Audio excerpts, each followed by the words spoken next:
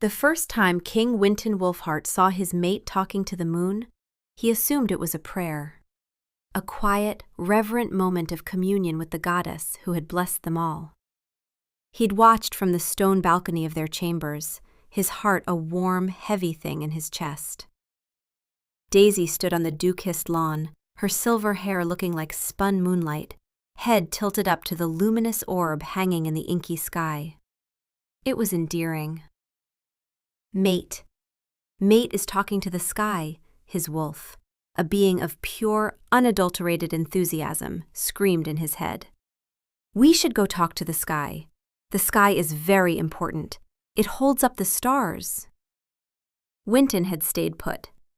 It felt private, sacred even. The second time, a month later, he realized she wasn't praying. She was complaining. And the yeast, it just wouldn't activate, she said to the moon, her hands on her hips in a gesture of profound baker-related frustration. I mean, honestly, you'd think a castle kitchen that's fed wolves for 300 years would have a sourdough starter with some self-respect. But no, flat as a flounder. Winton tried to be supportive, but he has the culinary instincts of a rock. From the balcony, Winton caught the note of affectionate exasperation in her voice. Inside, her wolf observed with dry precision. The subject has been gesturing at the sky for 4 minutes. Heart rate elevated. Cause, a yeast culture with no sense of professional duty. The frustration appears genuine. Winton had snorted into his hand. His wolf whined. She said our name. We should go. She might need help with the flounder. He'd asked her about it the next morning. I saw you outside last night. Daisy looked up from buttering a piece of toast, perfectly risen toast, he noted, and gave him a serene smile.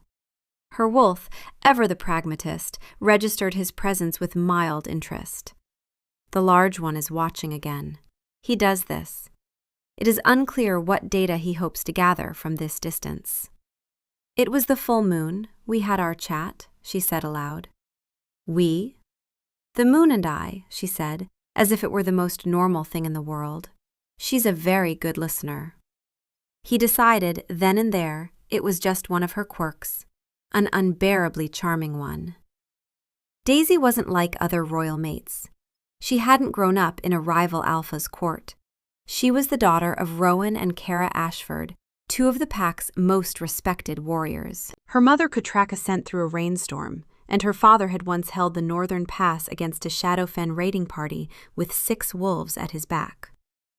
Daisy had inherited their steadiness, their quiet competence under pressure, but hers was channeled into logistics, baking, and apparently casual conversations with celestial bodies. His pack thought she was eccentric, lovable but odd. They'd see her wandering the castle gardens, murmuring to herself, and just nod. That's our Luna, off negotiating with the squirrels again. Winton didn't mind. He loved her oddness. He loved the way her wolf, a creature of stunningly dry wit, would offer commentary in her mind that was the complete opposite of her gentle exterior. He loved that she saw the world differently. But then things started getting weird. It began small. During one of her lunar chats, Winton overheard her mentioning Finn, a young guard with a pining, hopeless crush on Marin, the pack's head baker. He's a sweet boy, Daisy told the moon, her voice carrying on the still night air. But he's so shy. And Marin is always covered in flour and wrestling with the ovens. They're never in the same place. It's a shame. The very next day, a bizarre scheduling error assigned Finn to kitchen guard duty. An unheard-of post. Winton's beta, Maurice, had spent an hour trying to figure out who authorized it before giving up with a shrug. Winton found Finn and Marin sharing a flour-dusted pastry by the ovens that evening, both blushing to the tips of their ears. Coincidence, Winton told himself. A week later, Daisy was fretting to the moon about a persistent leak in the library's east wing.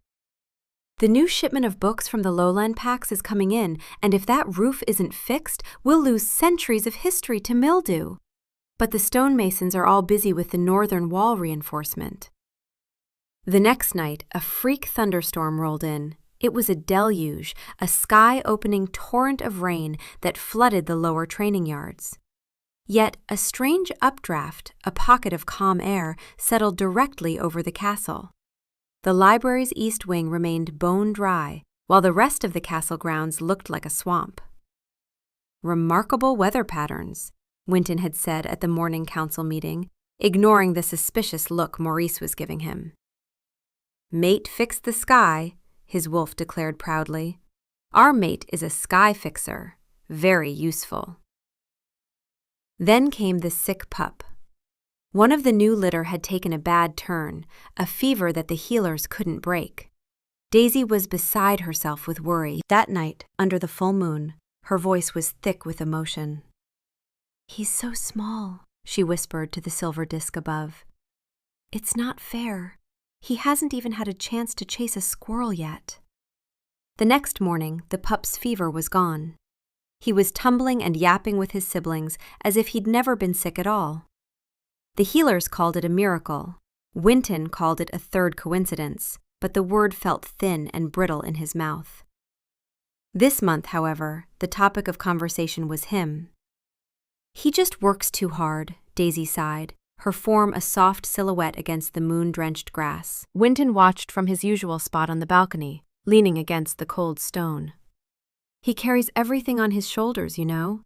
The pack, the alliances, the trade disputes with the mountain clans. He thinks if he stops for 1 second, it will all fall apart. He deserves a break. A real one. Not just an hour of sparring with Maurice before he dives back into budget reports."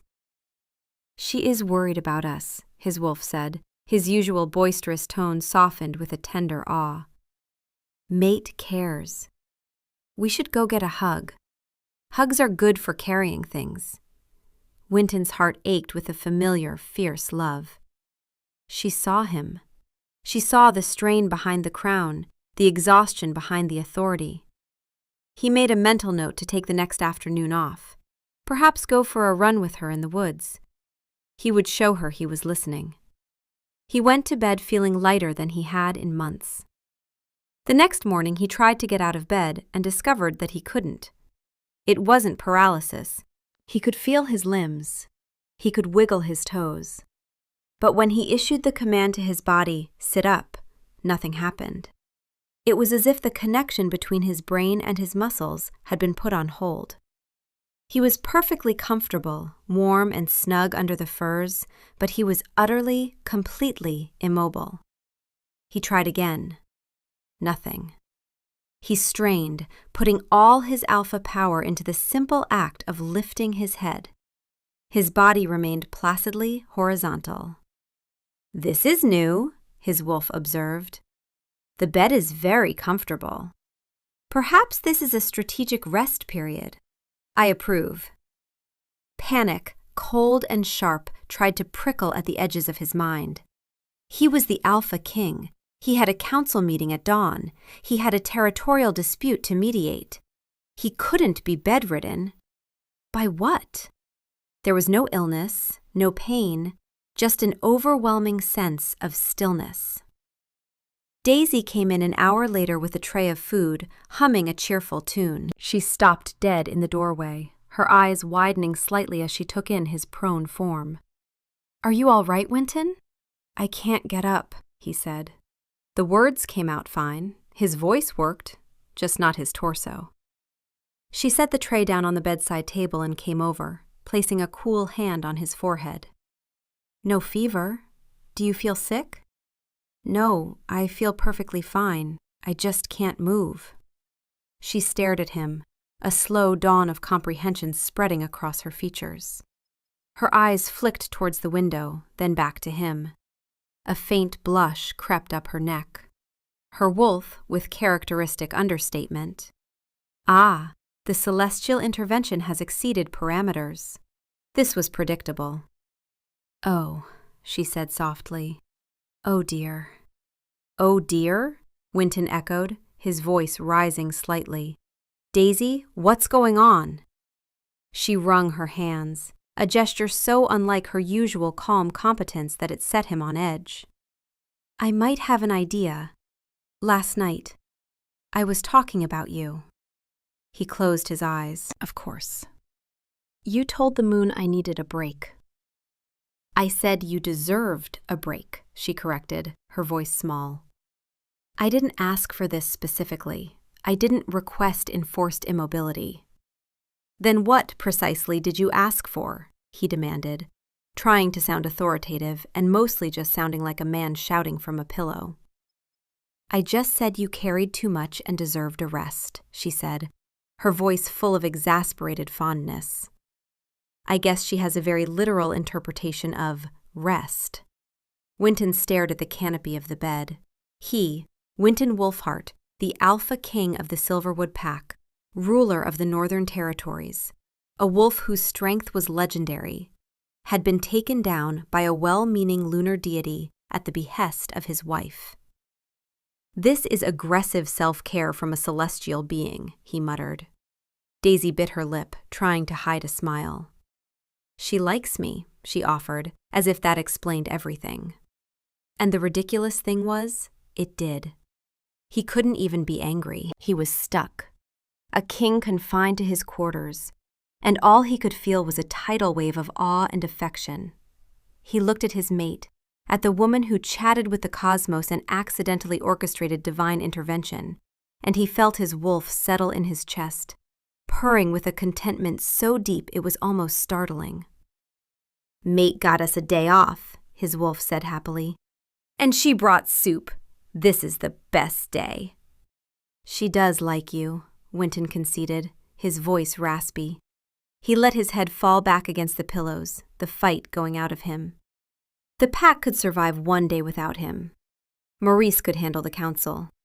For the first time in years, the crushing weight of responsibility felt distant, lifted. Daisy's smile finally broke free, radiant and beautiful. Good. The soup has dumplings. And I brought a book. It's the one about the disgraced knight and the dragon who runs a bakery. You'll like it. She settled into the chair beside his bed, opened the book, and began to read. Her voice was calm and steady, a soothing melody that wrapped around him like the furs. He was trapped, powerless, and completely, utterly at peace. The moon goddess, it turned out, gave excellent breaks. The immobility lasted for precisely 12 hours. At the stroke of midday, the feeling returned to his limbs as if a switch had been flicked.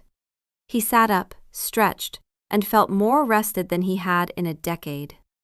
His day of forced rest had been a revelation. The pack hadn't fallen apart. The world hadn't ended. Maurice had handled the council with his usual grim efficiency, and the territorial dispute had been postponed. Life had, improbably, gone on without him micromanaging its every turn. Daisy, who had been diligently reading to him all morning, looked up from her book. Can you move? Yes, he said, marveling at the ease of it. He swung his legs over the side of the bed. Good, she said, a hint of relief in her voice. I was starting to worry I'd have to explain to the council that their Alpha King was under a divine wellness mandate. We are well, his wolf confirmed, and we have heard a very good story about a dragon. We should get a dragon. Winton stood and walked over to her, taking the book from her hands and setting it aside. He cupped her face, his thumbs stroking the soft skin of her cheeks. Thank you, he said, his voice low and sincere, her brows furrowed in confusion. For getting you magically pinned to your bed? For caring enough to wish I had a break, he clarified. Even if your celestial friend is a bit heavy-handed. She leaned into his touch, her eyes softening. She means well. I'm sure she does. He paused, a thought occurring to him. Has this happened before, with other suggestions? Never this directly, she admitted. Usually it's more subtle. A nudge here, a convenient coincidence there. This is the first time it's been undeniable. It was more than undeniable. It was a fundamental shift in his understanding of the world. Magic was real, of course. He was a man who could turn into a wolf. But this was different. This wasn't the raw, earthbound power of their shifting. This was a quiet, conversational omnipotence. His mate had a direct line to the universe's management. The revelation settled not with a crash, but with a quiet click, like a key turning in a lock he hadn't known was there. For his entire life, he had been the ultimate authority, the final power. His strength protected the pack. His word was law. But the greatest power in their lives wasn't his. It was the woman who worried about his workload and complained about bad yeast. And instead of feeling threatened, he felt an incredible, liberating relief. The burden wasn't his alone to carry. Later, in the quiet of their chamber, Winton found himself staring at Daisy as she slept. She was curled on her side, her silver hair spread across the pillow like moonlight itself had come to rest in their bed. And he realized with a clarity that made his breath catch, "I'm the luckiest alpha in the world." Not because of her power, though that was remarkable, but because somewhere in the vast cosmos he had found a mate who cared enough to ask the moon for his well-being, who loved him not for his strength or his crown or his authority, but simply because she did. That afternoon, Winton found Daisy in the kitchens for a different purpose entirely. "Come with me," he said, extending a hand. She didn't ask where. She simply wiped the flour from her hands, gave Marin an apologetic nod, and followed him. But they didn't go far. Once they were alone in the corridor, away from prying eyes, Winton pulled her into an alcove overlooking the castle gardens. "I want to show you something," he said quietly, taking both her hands in his. "A moment for just us, before everything changes." She started to speak, but he gestured for her to simply listen. Then he began to talk. He told her about how he'd watched her from the balcony that first night, certain he was witnessing something sacred. How her voice, measured, reasonable, even as she complained about yeast, had become the steadiest thing in his world. How in 5 years as king, every decision had felt like it was crushing him under its weight, until the night she'd mentioned to the moon that he worked too hard. "I know what you did," Daisy said softly. "The bed, the immobility. I'm not talking about that," he replied. "I'm talking about the fact that you made me a better king, not by wielding some cosmic power, but by caring, by asking for me instead of asking for what would make you more comfortable. Do you understand how remarkable that is?" She pulled one hand free and covered her mouth, her eyes suddenly bright with tears. "No," she said, voice muffled. "I understand that I'm terrified. I understand that this thing I've been doing in private, this secret I've kept since I was a girl, is now part of your kingdom's defense. That everything I do affects not just the castle, but the entire pack. That if I ask the wrong thing, people could die. That—" She stopped, breathing hard. Winton gently drew her hand away from her mouth and held it. "Tell me." Daisy looked out at the gardens, at the wolves moving through the castle grounds, completely unaware of what she carried in her heart. "When I was a girl, my parents were always on patrol. The borders never stayed quiet.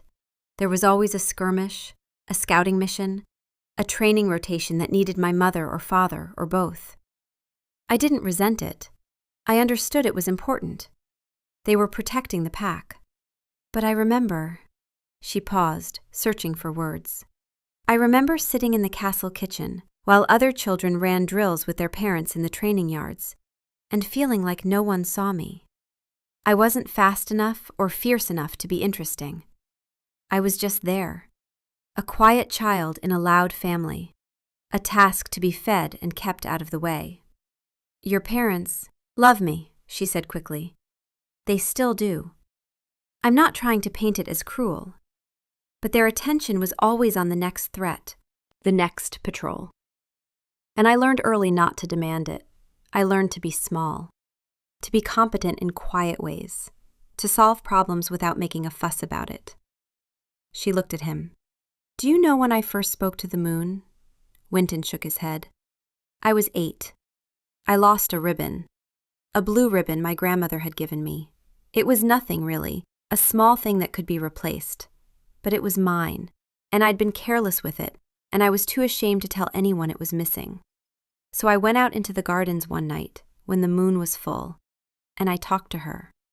Not out of any particular faith, just because no one else was listening and I needed to say it aloud to someone.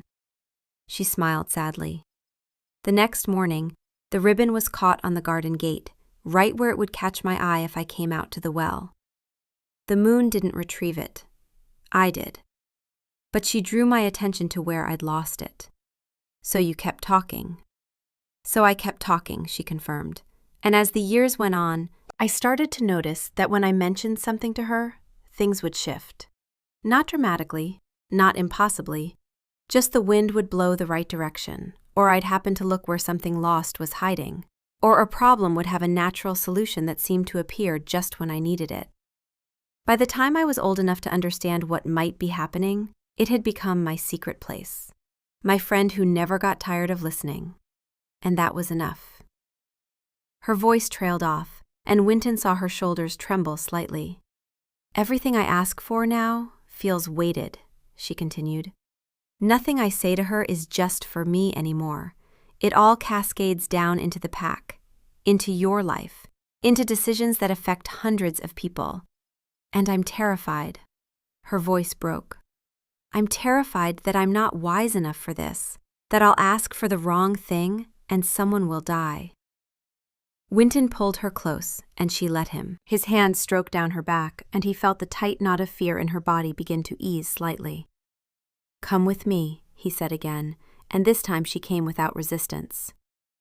They walked past the castle gardens, past the training yards, and into the woods that bordered the Silverwood territories. When they reached a small clearing, Winton began to undress. Daisy understood. She did the same. The shift was always a relief, that moment when the bones reshaped themselves, when 2 legs became 4, when the world exploded into color and scent that human eyes could never quite comprehend. Winton watched as Daisy shifted, his breath catching at the sight of her wolf form for the first time. She was smaller than him, fine-boned and elegant, her coat a silver gray that seemed to hold the light itself. She was perfect. Finally, her wolf said in that dry, clinical tone that made Winton's human mind smile even in his lupine form. The male wishes to run. This is acceptable. And run they did. There was no thought in the forest, no crown, no counsel, no burden. Just the rhythm of paws on earth, the wind carrying scent stories through the trees, the pure animal joy of movement. Winton had spent 12 hours immobile. Now he flew through the woods with his mate at his side, and the world was simple. The world was good. They raced over streams and through stands of pine, their forms barely touching the ground before pushing off again into another leap. The sun filtered through the canopy in long, golden strands, and Winton felt something settle in his chest that hadn't been right for months. This was what he'd been missing. Not rest from responsibility, but the freedom of the wild, shared with the one being he trusted above all others. They ran until the sun began to dip toward the horizon, then returned to the clearing. The shift back was always slightly disorienting. The compression of 4 limbs into 2, the reduction of scent back to the narrow human spectrum. They lay in the grass for a moment, breathing hard, before Winton helped Daisy to her feet. I needed that, she said, brushing leaves from her hair. So did I, he replied. They dressed in comfortable silence and walked back toward the castle hand in hand, and Winton realized that this running, this freedom, this partnership, was what he'd been missing. Not rest from responsibility alone, but the confirmation that they could be this together, wild and unencumbered, before returning to their crowns and their duties. That night, as Daisy prepared for sleep, Winton pulled her close. I'm listening, he said simply. To everything. To you. To what you're doing with the moon. I'm listening. She turned to face him, and in the darkness of their chamber, she smiled. The next full moon, he didn't watch from the balcony. When Daisy slipped out of their chambers and into the silvered night, he followed. She walked to her usual spot on the lawn, a small clearing surrounded by sleeping rose bushes. She didn't seem surprised to see him, merely smiled and patted the grass beside her. He sat. He didn't speak, didn't interrupt. He just listened. "It was a good month," Daisy began, her voice soft and conversational as she addressed the sky. "Winton finally took a day off, although maybe we could be a little less dramatic about it next time." He was quite startled. "The new bridge supports are holding up wonderfully, by the way. Thank you for the good weather during construction. Oh, and the Giggle Sprites have moved on from the 3rd barracks, but now they're in the pantry, relabeling all the spice jars. It's chaos. If you have any influence there, I wouldn't be opposed to you using it." She talked for nearly an hour. She spoke of pack matters with a gentle wisdom, of personal worries with a quiet strength, of small joys with a contagious delight. Winton sat beside her, a silent guardian, and felt the deep, humming peace of the world settling into its right and proper order. He was the king, but she was the heart. And somewhere, high above, the moon was listening. When she finished, they both rose. Without discussion, they undressed. The shift came smoothly, their wolves meeting in the silver grass with a contentment that transcended language. They curled together, Winton's larger frame curling around Daisy's smaller form, her silver gray coat bright against his darker pelt. The moon hung above them, eternal and patient, and they fell asleep beneath her gaze, as wolves do, without dreams, without worry, simply present to the night. This became their new ritual. Every full moon, they would sit together on the lawn. Daisy would talk, and Winton would listen. His presence wasn't a violation of her privacy. It was a show of solidarity. He was bearing witness to her unique, incredible gift. The pack, too, began to understand. The coincidences were too frequent, too specific, to be ignored. Daisy's status shifted from endearingly eccentric to revered and slightly terrifying. No one wanted to get on the bad side of the woman who could complain about you to a goddess. Requests for her to mention things to the moon began trickling in, written on scraps of parchment and left respectfully on her doorstep. She never promised anything, but leaky roofs were fixed, lost sheep were found, and stubborn coughs disappeared. Life was good. It was peaceful. Which, of course, was when Dominic Wolfhart decided to return. Winton's cousin was a ghost from a past the pack preferred to forget. When Winton's father, King Aldous, had chosen to abdicate and pass the crown to his son, Dominic had contested the succession, an old grievance between cousins that had festered for years. The challenge fight had been brutal but decisive. Winton had won, and Dominic had been stripped of his titles and exiled to the Shadowfen lands to the east, where he'd apparently been nursing a grudge like a wound that wouldn't heal. He arrived unannounced, flanked by a dozen grim-faced wolves who radiated menace.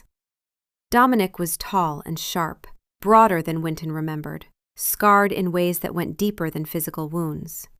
He wore expensive clothes and an air of someone accustomed to being the most dangerous person in a room.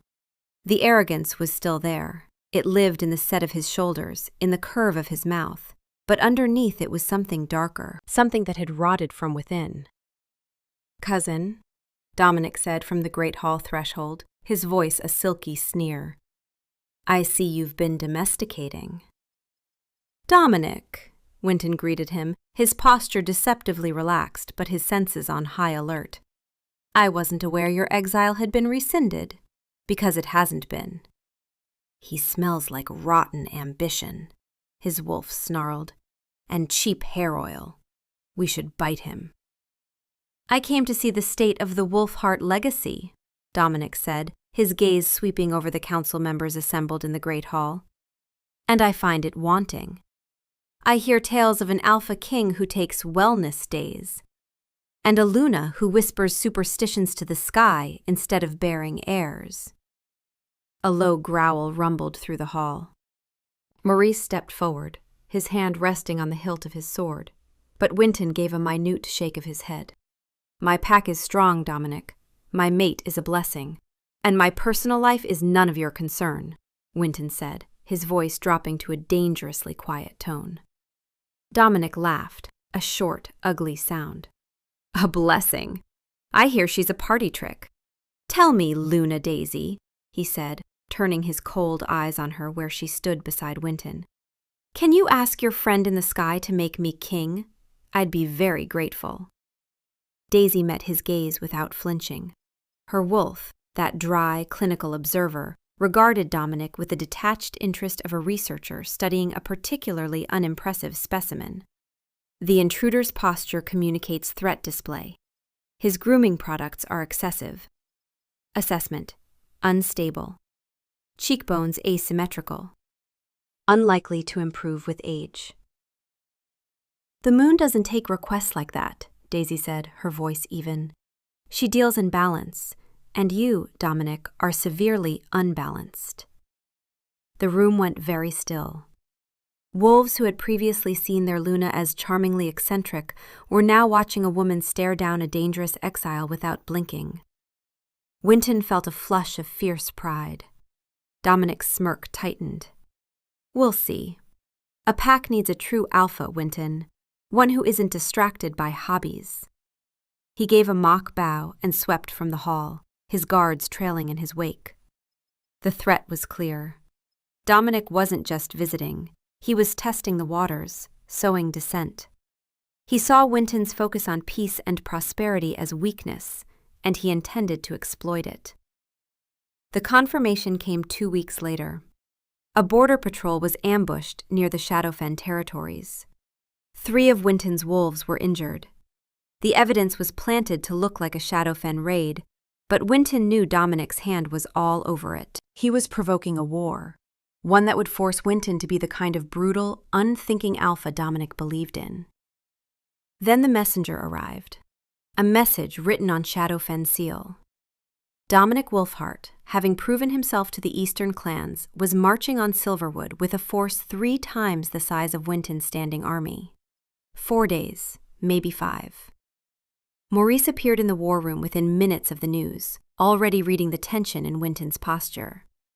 It was one of the things Winton valued most about his beta, that unshakable groundedness when everything threatened to shake apart. There's no time for the northern contingent, Maurice said flatly. We fight with what we have. Winton nodded. He stood at the window, looking out over the castle and the lands beyond. Somewhere out there, an army was coming. His cousin wanted everything back, the title, the pack, the kingdom. And Dominic had never been good at accepting loss. He found Daisy in the kitchens, as he often did. She was working with Marin on a new recipe, flour dusting her dark dress, concentration etched in the lines of her face. When she looked up and saw him, she knew immediately something was wrong. He's coming back, she said quietly, not a question. With an army. 300 wolves. We have maybe 110 with the castle guard. She set down her wooden spoon slowly. Marin, with practiced discretion, excused herself. Once they were alone, Daisy's wolf spoke with clinical assessment. The smell of him has changed. Stress markers elevated. The threat is real. How many? Daisy asked. 300. We have maybe 110 with the castle guard. Then we send for... There's no time. The northern contingent is 3 weeks' ride at best, and most of our allied packs are too far. We fight with what we have, or we lose everything. Daisy's face went very still. You're telling me the outcome is uncertain. Winton wanted to lie. Every instinct screamed at him to tell her they would win, that he would protect her, that everything would be fine, but she deserved the truth. Yes. She turned away from him, her hands gripping the edge of the counter so tightly her knuckles went white. Then I'll speak to the moon tonight. The full moon is in 2 days. If I ask, no, Winton said, more sharply than he intended. Daisy, you've done enough. You're not going to, aren't I? She spun back to face him. Winton, you said it yourself. The outcome is uncertain. You're going to stand on a field outnumbered, and I'm supposed to sit here and do nothing? I'm supposed to let you fight for your life while I wait safely behind walls? Yes, he said, because you're not a warrior, because I need you safe, because if something happens to me, I need to know, is that what this is? Her voice rose, color flooding her cheeks. Protection? Or is it just you telling me my place? Is that the partnership we're building, Winton? You make the dangerous decisions and I accept them quietly? You're human, he said. And even as the words left his mouth, he knew they were a mistake. I'm your mate, she shot back. That's not a weakness. It's not a reason to sideline me. The moon listens to me. That's a gift, and you want me to pretend I don't have it? They stared at each other across the kitchen, the weight of the unsaid hanging heavy between them. Her wolf observed with characteristic detachment. The conflict continues. Both positions contain merit. Resolution appears distant. I can't lose you, Winton said finally, and his voice cracked slightly with the rawness of it. Then don't, Daisy replied, softer now. But don't ask me to sit idle while you risk everything either. There has to be another way. Winton wanted to argue further, but he also knew that Daisy was not a woman who backed down when she'd made a decision. She would speak to the moon. She would ask for help, and all he could do was accept that their bond included this: the fear of losing her, the awe of what she could do, and the terrifying knowledge that he couldn't control either of those things. We'll talk about this tonight, he said quietly, after I speak to Maurice about the defenses. But Daisy, I need you here. Wherever you are when the battle comes, I need to know you're safe behind the castle walls, not on the field, not in danger. She didn't agree, but she didn't refuse. It was the best he could get. That night, after the castle had gone quiet and Daisy had fallen into a fitful sleep, Winton slipped out alone. He didn't go far, just past the training yards and into the deep woods that bordered the northern edge of the territory. The trees were old here, thick-trunked and silent, and the darkness was absolute. He stripped and shifted without ceremony. The transformation came fast, driven by need rather than grace. Bones reshaping, the world splitting open into scent and sound. As wolf, the strategic calculations were still there, but they were different, simpler. The threat was real and close. The pack was behind him. The ground was solid under his paws. That was enough to work with. He ran. Not toward anything, not away from anything, just ran, the way wolves do when the noise in their heads becomes unbearable. His paws hammered the earth in a rhythm that matched his heartbeat, and the forest blurred into streaks of scent and shadow. Pine, wet stone, the distant musk of a fox den. The clean, cold smell of the creek that ran through the heart of the wood. The anger is still here, his wolf noted, but it is smaller now. We can carry it. We have carried worse. He ran until his muscles burned, until the rage had been compressed into something dense and useful, something he could aim. Then he slowed, panting, and stood in a clearing where the moonlight cut through the canopy in pale ribbons. He lifted his head and breathed deep. The world smelled like earth and coming rain, and the faintest trace of Daisy's scent still clinging to his fur from when she'd held him in the kitchen. He would fight. He would fight with everything he had. And if the moon chose to help, he would let her. Not because he was weak, but because accepting help was its own kind of strength, one his father was still learning in his quiet retirement, and one Dominic would never understand. He shifted back slowly, the forest spinning for a moment before settling into its human dimensions. The air was cold on his bare skin. He dressed in the dark, his hands steady now, and walked back to the castle. The next 3 days were a blur of preparation. Maurice worked with ruthless efficiency, positioning the castle guard at the most defensible points, reinforcing the main gate, organizing the supply lines. Winton himself inspected every wall, every weak point, every potential advantage. The odds were poor, but they weren't impossible. They had the castle. They had walls. They had the high ground. They didn't have time, and they didn't have enough wolves.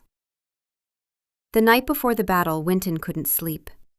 He moved through the castle quietly, checking the sentries, making sure the gates were secured, verifying once more that there was nothing left undone.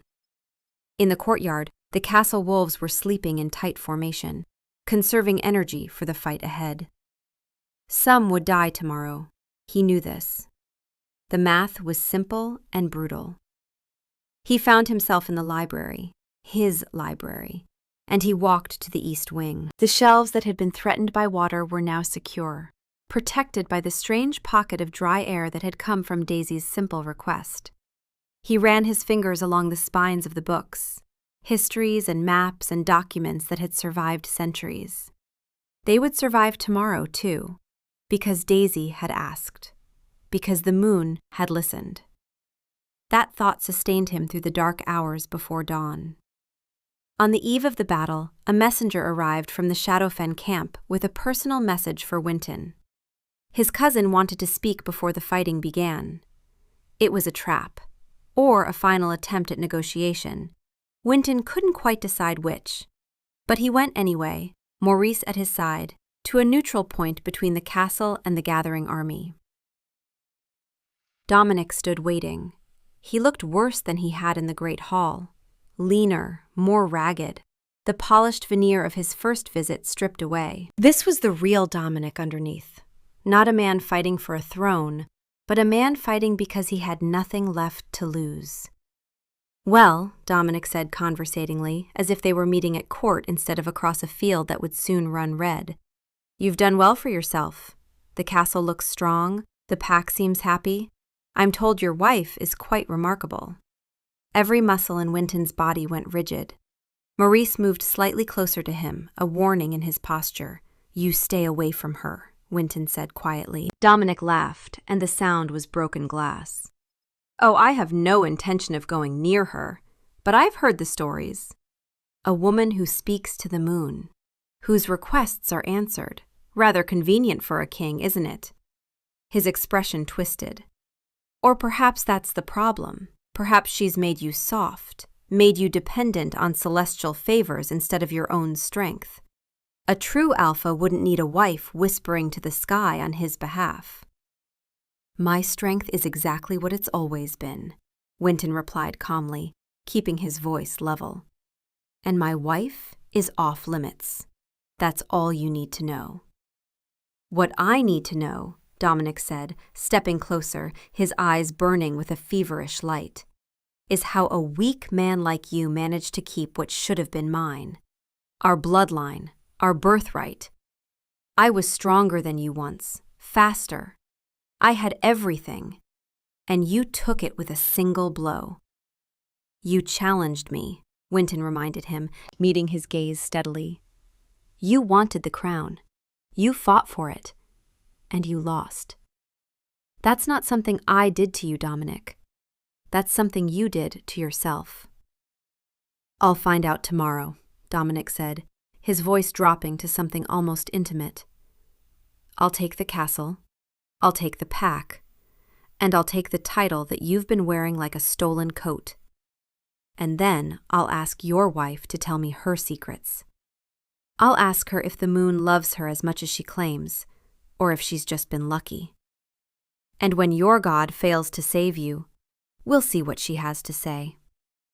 Every instinct in him went sharp and violent, the animal part of his mind already calculating the distance to Dominic's throat. "You won't," he said simply, keeping his voice level through sheer force of will. "Because I'm stronger, I'm smarter, and I have everything to fight for. You're fighting for a ghost. You're fighting for what you lost, and no amount of blood is going to bring that back." Dominic's eyes flashed with violence so raw and desperate that for a moment Winton almost pitied him. "We'll see about that." The meeting ended there. Winton turned and walked back to the castle, Maurice beside him, both of them knowing that the time for words had passed. The die was cast. Tomorrow would be written in blood and magic and the space between certainty and faith. And Dominic would learn what happened when you fought against someone who had already chosen to live. That night, Winton found Daisy in the highest tower, looking out over the lands toward where the Shadowfen army camped. She didn't turn when he entered. "I'm sending you to the inner keep during the battle," he said without preamble. "With guards. You'll be as safe as possible there." "And if the inner keep falls?" "It won't." She finally turned to face him. "You can't promise that." "I know," he said, "but I'm asking you to stay alive, Daisy. For me. Stay safe, stay hidden if you have to. And if things start to go badly, there's a passage from the inner keep that leads to the old merchant tunnels. They connect to the forest. There are horses. Winton, stop!" He did, but the words kept churning in his mind. All the contingencies, all the ways this could go wrong. "I spoke to the moon last night," Daisy said quietly, "during the full moon. I told her what was coming. I asked her for help." "What did you ask for?" "A fair field," Daisy said. "I didn't ask her to win the battle for you. I just asked her to make it fair, to level it somehow."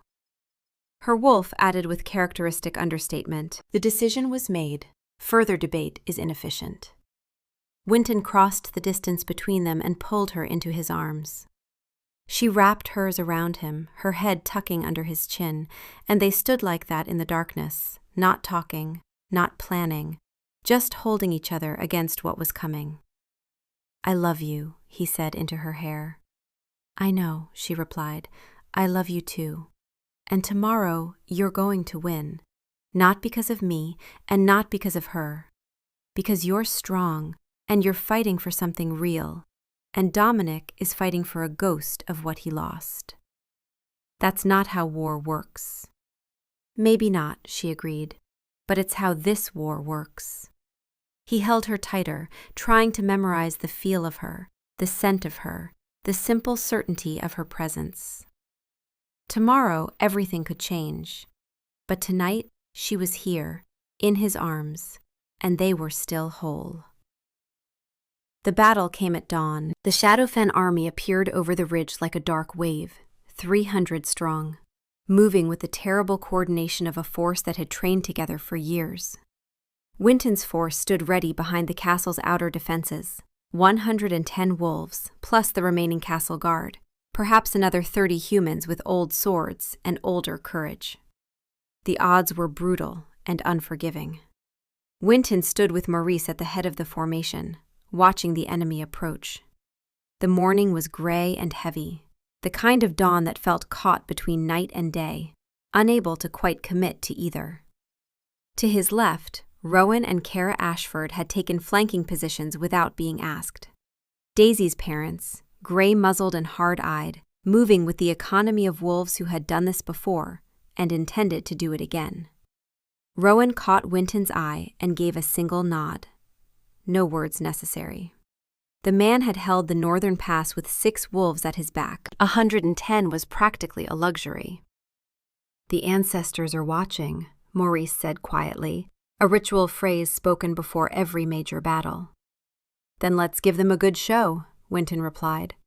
He undressed without ceremony, his clothes falling to the grass. Around him, his pack began to do the same.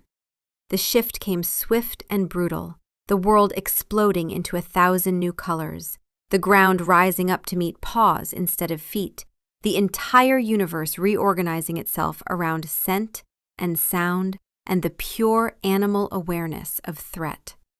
Winton's wolf burst forth, muscles rippling beneath his silver-dark fur, and with him came a pack. 110 wolves, where humans had stood moments before, their eyes fixed on the invaders approaching across the field. The Shadowfen didn't hesitate. Their own shift happened in an avalanche of transformation. Dominic at the head, his form larger and darker than Winton had remembered, rage and hunger burning in his eyes. The two armies met in the space between one breath and the next. It was chaos and violence, and the ancient language of pack against pack. Teeth flashed, claws raked. The sound of snarls and impact echoed across the field like nothing human. Winton fought near the front, using his size and his strength and the weight of his crown. Dominic came for him, two cousins in wolf form, snapping and snarling and trying to pin the other beneath them. They broke apart, reformed, fought again. The field became a blur of gray and silver and darker shades, the sound of snarls and impact and paws on earth. But Winton noticed something almost immediately. The Shadowfen wolves were struggling. Not with their strength, they were still formidable, still dangerous, but with their orientation. The morning light was strange, refracting off a thick fog that had rolled in with almost supernatural timing, obscuring landmarks, making it impossible to track position by sight. The Shadowfen relied on strategy, on formations, on the ability to read the field and coordinate their movements. And the field was being systematically denied to them. The ground itself seemed to shift under their paws in ways it didn't under Winton's wolves, who moved through the field with the ease of those fighting on familiar earth. A Shadowfen wolf would stumble on ground that felt solid to his own pack.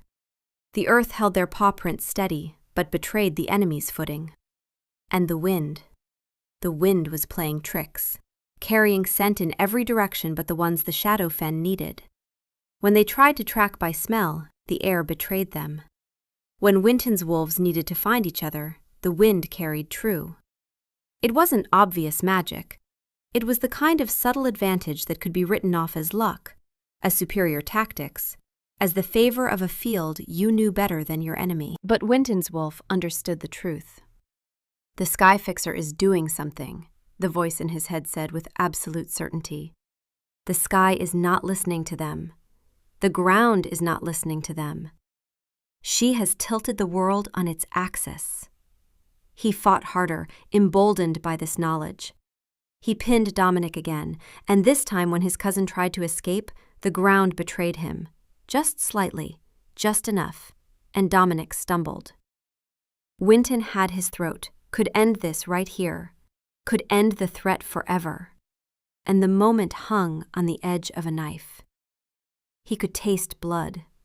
He could feel the surrender of his cousin's body beneath his own, the desperation in the small sounds Dominic made. He chose mercy instead. He released Dominic and stood over him, breathing hard, blood dripping from his muzzle. Around them, the battle was beginning to shift. The Shadowfen were pulling back, their formations breaking, their advantage eroding, not through superior strength, but through the grinding attrition of a field that wouldn't cooperate with their plans. Dominic lunged once more, desperate, and Winton moved aside with an ease that was becoming routine. "Run," he growled, and his voice carried alpha command even in wolf form. "Tell them what happens when you come for what's mine." Dominic fled, his pride in tatters, his body driven by pain and the instinct to survive.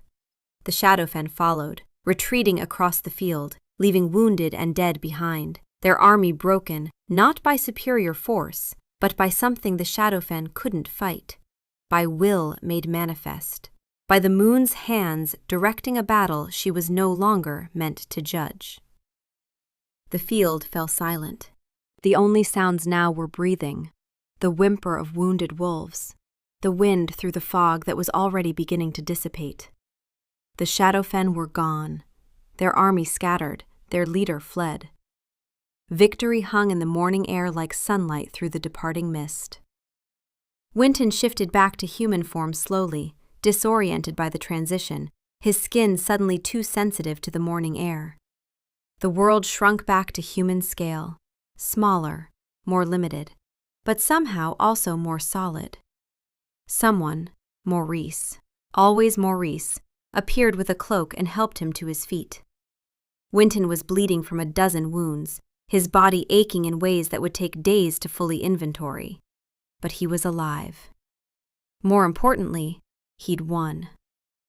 But even as the victory settled over the castle, Winton's mind was on the tower, on Daisy, on the fact that she'd done this, not by fighting, but by asking.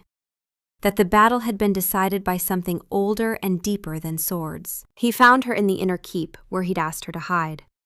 She was standing at the window, looking out over the field, and when she turned to see him, her face went pale. "You're hurt," she said, and her hands were already moving, already cataloging the damage. "I'm alive," he said, "because you asked, because she listened." "I didn't ask her to." "You asked for a fair field. She gave us more than that. She gave us a field that favored us. She chose us." Daisy's wolf spoke with something that might have been satisfaction. The battle was not meteorological or geological or seasonal.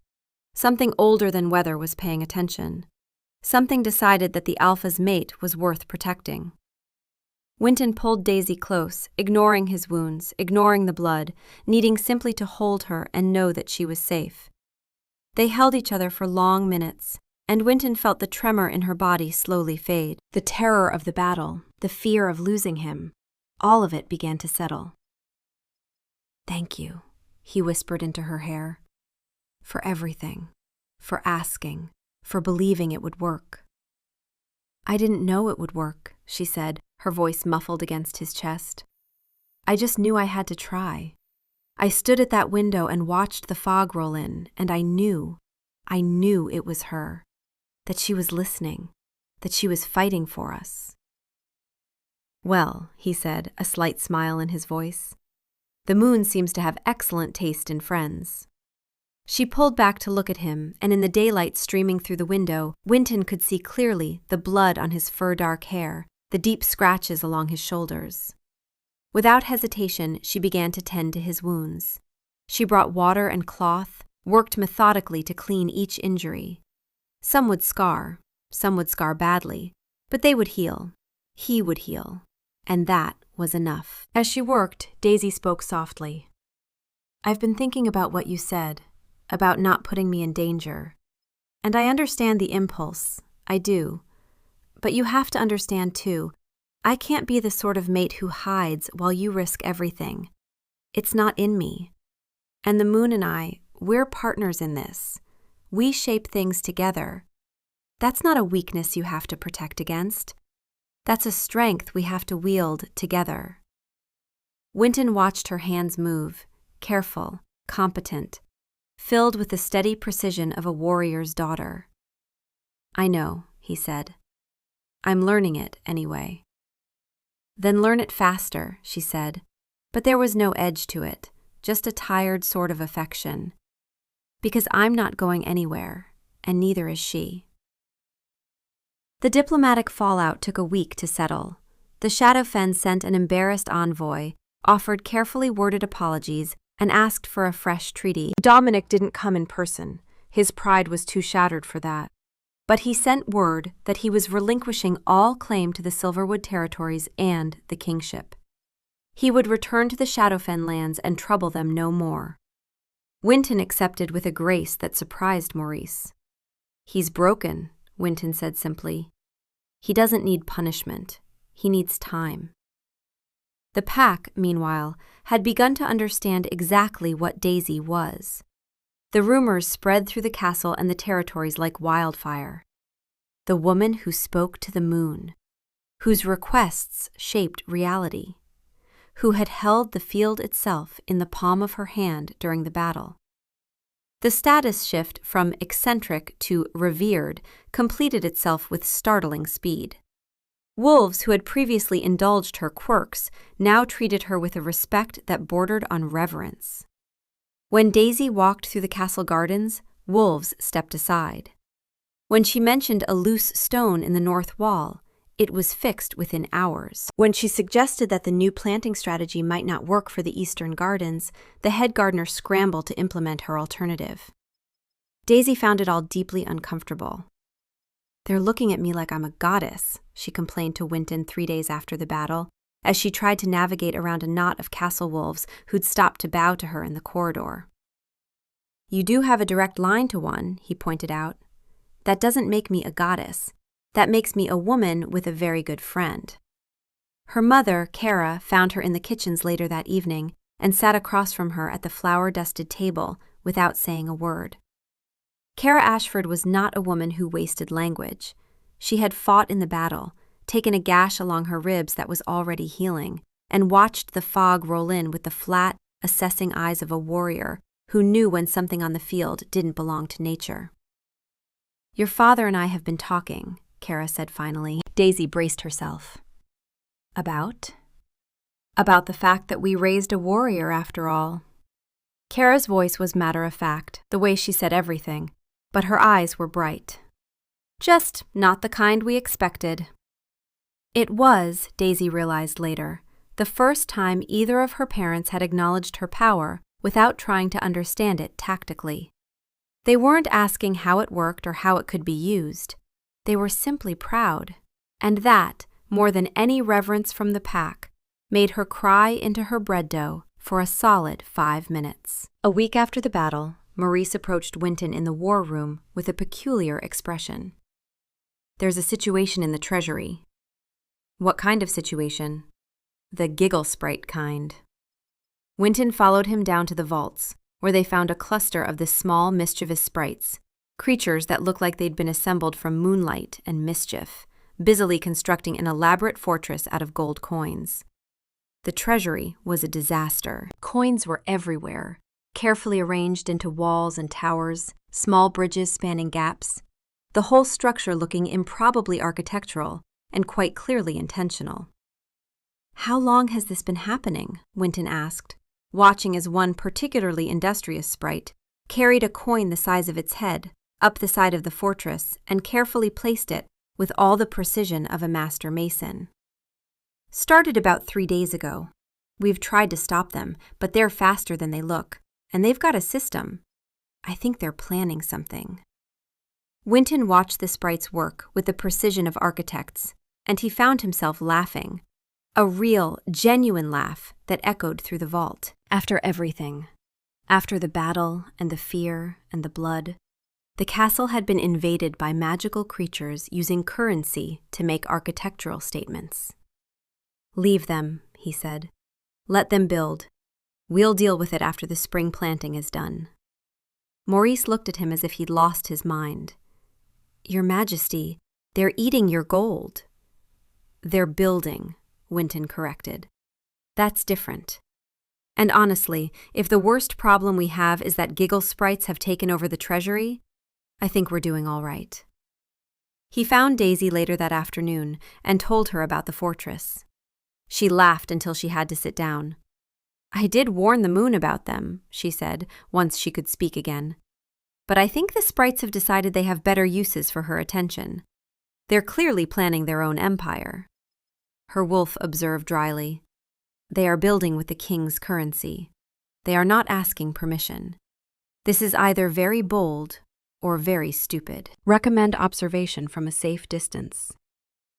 Daisy buried her face in her hands, shoulders shaking with laughter. A month later, under the light of another full moon, they sat in their spot on the lawn. The air was peaceful, the only sounds the chirping of crickets and the distant hoot of an owl. "You know," Winton said, breaking their comfortable silence, "I've been thinking."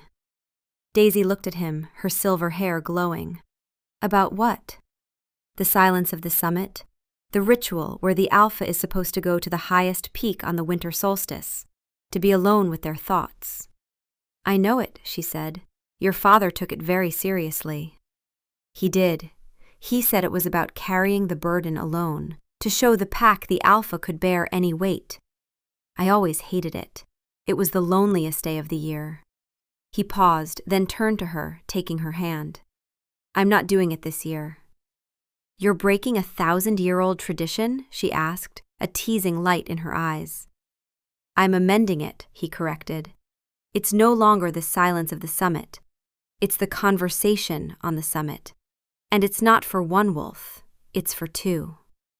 Her breath hitched, and her eyes shone with a light that had nothing to do with the moon.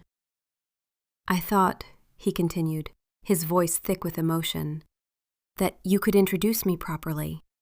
I've been listening in on your conversations for a long time.